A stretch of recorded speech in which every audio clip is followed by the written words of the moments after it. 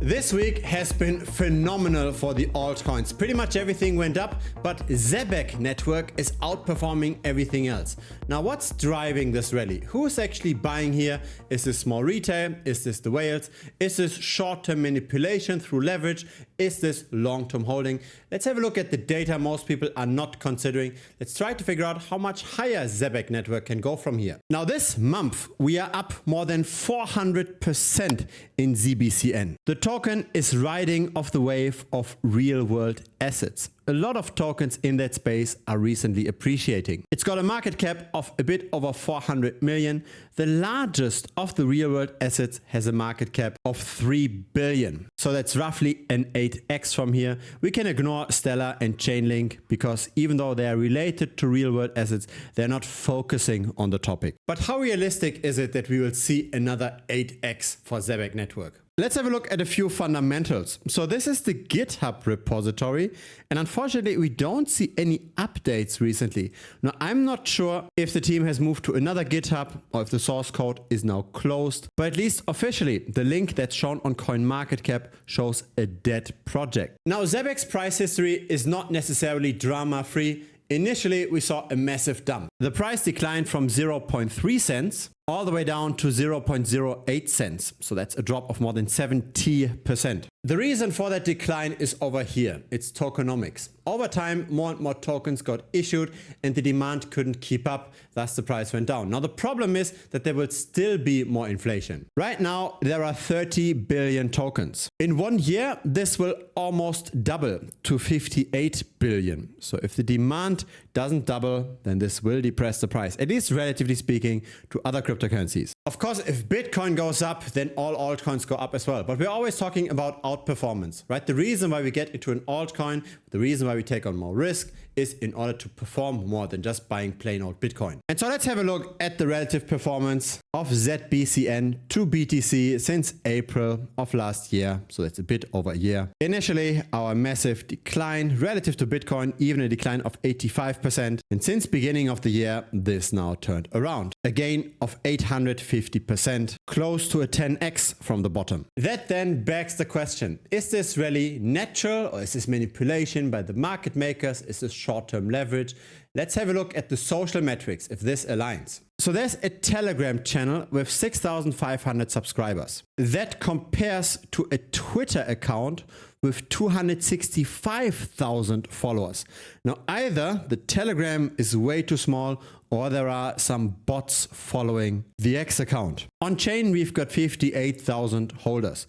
So this indicates that probably whatever happens on X is not necessarily organic, right? Because why would there be more followers on social media than people that bought the token? This is very unusual. But let's have a look at what specifically happened in the last month. So let's dive into the on-chain data. What happened while the price went up by more than 5x? What we're seeing over here is the number of first-time traders versus recurring traders per day in the last month. And we do see how there's a lot of new people suddenly entering. There are some days where there's even more first-time traders than recurring traders. So the investor base seems to be growing recently. The trading volume is growing as well. So that's measured in US dollars on the left, and on the right, that's normalized to 100% and split across different wallet sizes. It seems like over time, the larger wallets, they tend to take over more and more of the trading volume. What we're seeing here is the number of retail wallets versus whale wallets over time. So to be counted in the left chart, a wallet has to hold at least 200,000 tokens. So at the current price of Zebec, that's roughly $1,000 worth of the token. To be counted in the chart in the middle, it's 2 million tokens. So that's $10,000 worth of the token. To be counted on the right, it's 20 million or $100,000 worth of the token. The accumulation starts in the middle of January of this year. And interestingly enough, the price did not appreciate since then. The rally really started only in the last month. The number of medium-sized investors also grows since January. They started buying a bit later on the 26th. And then there's the whales on the right. They really started becoming serious at the beginning of February. And now recently, they tend to take some profit. The number of whales is going down in the last few days. Just have a look at the ratio. So the number of small retail investors 7x'd since the rally. The number of whales only 2x'd. So it seems to be a retail-driven rally mainly. There is an interesting counter argument though to that story. So even though the number of whales didn't grow that quickly, the supply that's held by the whales, it tended to increase relatively speaking. So here's 100% of the supply, and in the early days, 90% of the supply was held by wallets that have at least $100,000 worth of Zebec. That then went down to 82%, but now it tends to go up again. It's close to 85%. Now there's not just the trading volume on the Solana chain directly. There's also centralized exchanges where the token is traded, and that's led by Gate.io.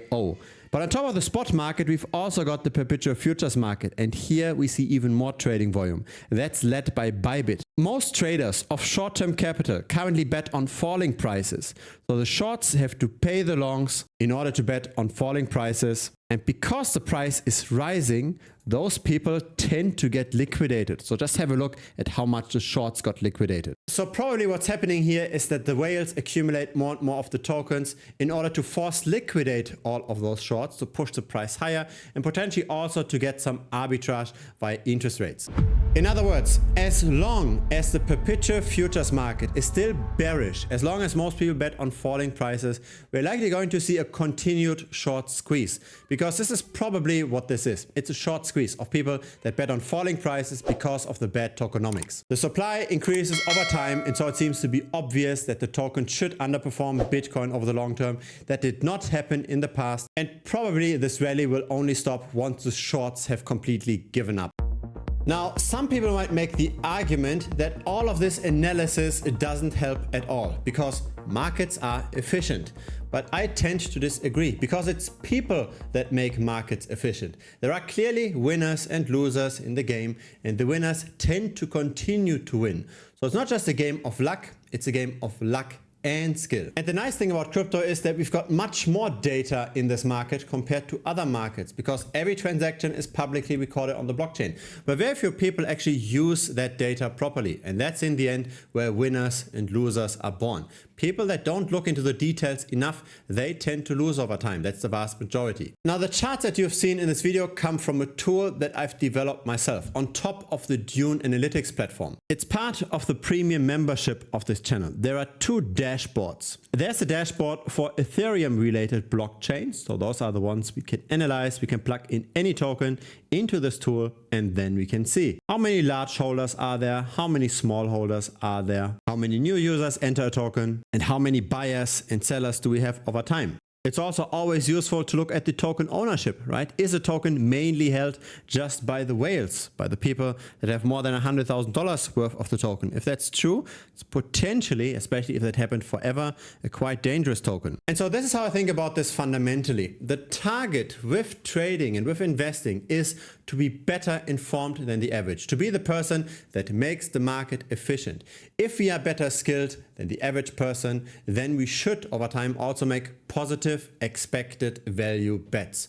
So that means that not every single trade will be positive, but on average we should make money. Again, because we can estimate the probabilities better. We can see the dangers and the potential upsides better. Now, I have made more than 100 tutorial videos on various topics within crypto. How to do on-chain analytics, how to build a Dune dashboard like we've just seen, but of course you also get access to the dashboard itself. Also about risk management, about how to properly use leverage, if that's your thing.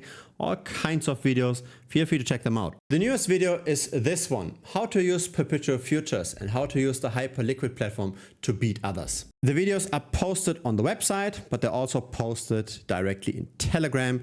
And here's the feedback to that tutorial. Feel free to stop the video and read through this yourself. But of course, we also need to start somewhere. And so I'm personally, of course, sharing my own trades as well as I open them. Of course, I can't share the newest trades here on YouTube, but have a look at this. This is on March 3rd. I'm adding another short, Cardano, relative to the US dollar. And the explainer was in a premium update video. So I publish premium update videos every 3 to 4 days. I then added more exposure on the 11th of March, and I then closed it on the 7th of April. So of course, not every trade works out that well, but Cardano went down relative to Bitcoin by 36% during that time. And so with this membership, I want to do both. Of course, I want to make it profitable very quickly. That's why I share my trades, but I also want that the vast majority, at least of the members, takes the time to learn as much as possible. That in the end, you might not even need the membership anymore. You can make your own profitable trades. Now have a look at this. This is where our members share their winning trades. If you use the right leverage, if you know how to do proper risk management as well, you can make hundreds of % in a single trade. It's all about being prepared and knowing the data better than most other market participants. So feel free to check it out. It's currently $125 per month. The price has been reduced because currently the attention on crypto is still relatively low.